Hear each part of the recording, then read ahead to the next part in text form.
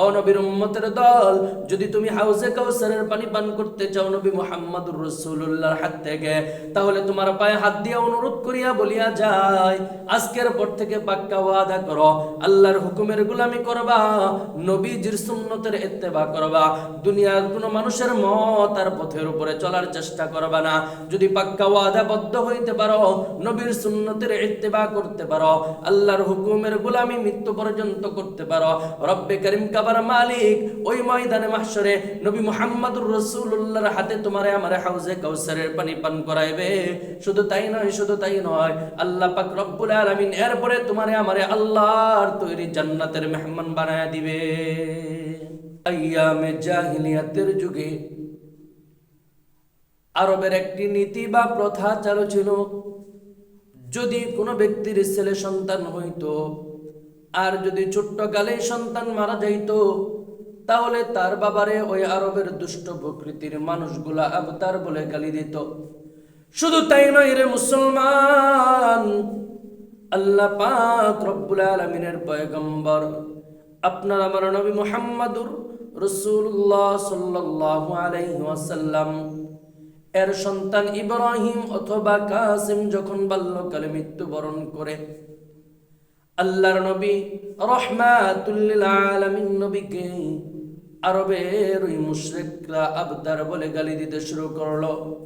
শুধু তাই নয়, শুধু তাই নয়, নবীজিকে এমন ভাবে কটাক্ষ করত, এমন ভাবে গালমন্দ করত, যারা নবীজিকে আবতার বলে গালমন্দ করত, তিরস্কার করত, তাদের মধ্যে সবচাইতে উল্লেখযোগ্য ব্যক্তি যিনি ছিলেন তিনি হলেন আস ইবনে ওয়াইল। এই আস ইবনে ওয়াইল নামক ব্যক্তিটি যখন তার সামনে নবী মুহাম্মদুর রাসূলুল্লাহর আলোচনা করা হইতো, তখন আস ইবনে ওয়াইল ডাক দিয়ে বলতো, তোমরা কার ব্যাপারে চিন্তা করতেছ? আরে ওর ব্যাপারে চিন্তা করার কোনো দরকার নাই। আরে ও তো এমন একজন মানুষ যে ও যখন দুনিয়া থেকে বিদায় নিবে, ওর নাম নেবার মতো মানুষ এই পৃথিবীতে আর কেউ বাকি থাকবে না। আল্লাহ পাক রব্বুল আলামিন এই সমস্ত ঘটনাগুলো দেখার পরে জিবরাইল আলাইহিস সালাতু ওয়াস সালামের মাধ্যমে নবীজিকে সান্ত্বনা দেওয়ার জন্য কুরআনুল কারীমের ছোট্ট একটি সূরা সূরাতুল কাউসার আল্লাহ তার হাবিবের উপরে নাজিল করেন। হযরত আনাস রাদিয়াল্লাহু তাআলা আনহু বলেন যে আমরা একদিন মসজিদে বসা ছিলাম, নবীজি মসজিদে আসলেন, আমাদের সামনে বসলেন, আমরা লক্ষ্য করে তাকায় দেখলাম নবীজি আমাদের সামনে বসে ঘুমের একটু তন্দার ভাব নিয়ে আছেন। নবীজি নিচের দিকে মাথা দিয়ে আছেন, আমরা তাকায় দেখলাম নবীজি ঘুমের মধ্যে আছেন অথবা তন্দ্রাচ্ছন্ন হয়ে গেছেন। কিছুক্ষণ পর নবী মুহাম্মদুর রাসূলুল্লাহ সাল্লাল্লাহু আলাইহি ওয়াসাল্লাম আমাদের সামনে যখন মাথা উত্তোলন করলেন, মস্তক উঠাইলেন, আমরা তাকায় দেখলাম নবীজির চেহারা হাস্যোজ্জ্বল ছিল। ডাক দিয়া জিজ্ঞাসা করলাম, ইয়া রাসূলুল্লাহ, ইয়া হাবিবাল্লাহ, ওগো নবীজি, আপনি হাসতেছেন এই মুহূর্তে, হাসার কারণটা কি? আল্লাহ পাক রব্বুল আলামিনের পয়গম্বর সাহাবায়ে কেরামদেরকে উদ্দেশ্য করে বললেন, আমি হাসতেছি এই জন্য যে আমার রব আমার সান্ত্বনা দেওয়ার জন্য আল্লাহ পাক রব্বুল আলামিন এই মুহূর্তে সূরাতুল কাউসার আমার উপরে নাজিল করেছেন, এবং আল্লাহ পাক রব্বুল আলামিন আমার সাথে ওয়াদা করেছেন যে আল্লাহ পাক রব্বুল আলামিন আমাকে হাউজে কাউসার দান করেছেন। ও সাহাবায়ে কেরাম, তোমরা জানোনি কাউসার কি? সাহাবায়ে কেরাম ডাক দেয়া বলল, আল্লাহ এবং তার রাসূল এই ব্যাপারে ভালো জানেন।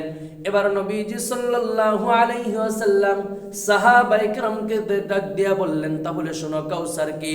বলে আল্লাহ পাক রব্বুল আলামিন এই কাউসারের মাধ্যমে আমাকে দুনিয়া এবং আখিরাত উভয় জায়গার কল্যাণ দান করেছেন। শুধু তাই নয়, শুধু তাই নয়, এই হাউজে কাউসার থেকে কাল কিয়ামতের ময়দানে মুসিবতের দিনে আমি আমার সাহাবায়ে কেরামদেরকে পানি পান করাইব, আমি আমার সমস্ত উম্মতদেরকে এই হাউজে কাউসার থেকে পানি পান করাইব। ও মুসলমান বন্ধুরে আমার, ও ওই হাউজে কাউসার থেকে পানি পান করার জন্য পানি পাত্রে পান করার পাত্র থাকবে অসংখ্য। বলে অসংখ্য কেমন? আকাশের তারকারাজির সমপরিমাণ বা তার চাইতেও বেশি।